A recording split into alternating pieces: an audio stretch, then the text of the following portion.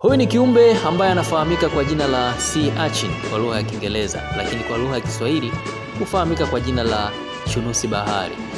Huyu ni miongoni mwa viumbe wa ajabu sana kuweza kutokea baharini.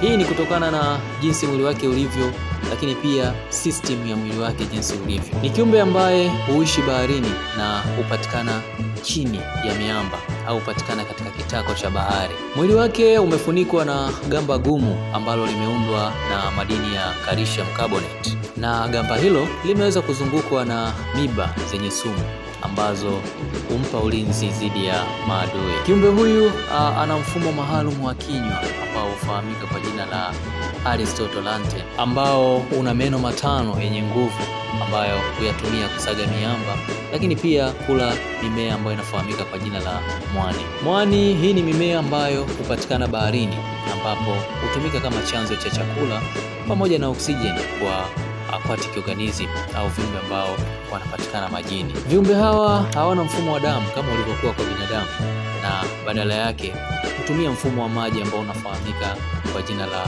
water circulatory system. Mfumo huo wa maji huweza kutumia katika kusafirisha virutubisho, lakini pia kuweza kupata oxygen na pia kuweza kujiongea kutoka sehemu moja kwenda sehemu nyingine.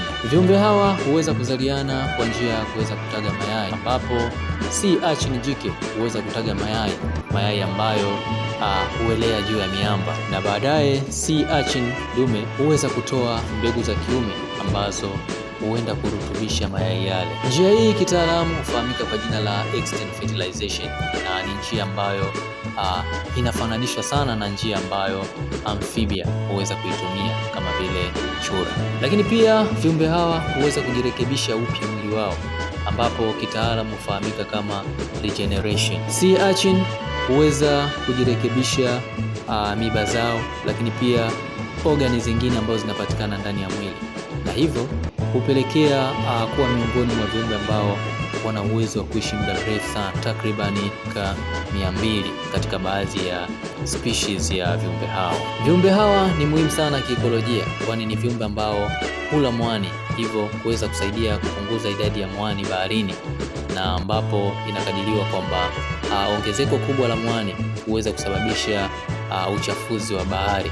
Lakini pia viumbe hawa husaidia katika kulinda miamba, kwa sababu uwepo wao unazuia baadhi ya viumbe kuto kwenda chini na kwenda kuathiri baadhi ya sehemu au miamba ambayo inapatikana baharini. Lakini pia sea urchin ni chakula, hutumika kama chakula katika baadhi ya nchi kama vile Japani, Italy pamoja na Ufaransa. Huyu anafahamika kwa jina la sea urchin au chunusi wa bahari. Makala hii imeandaliwa na Sangoji.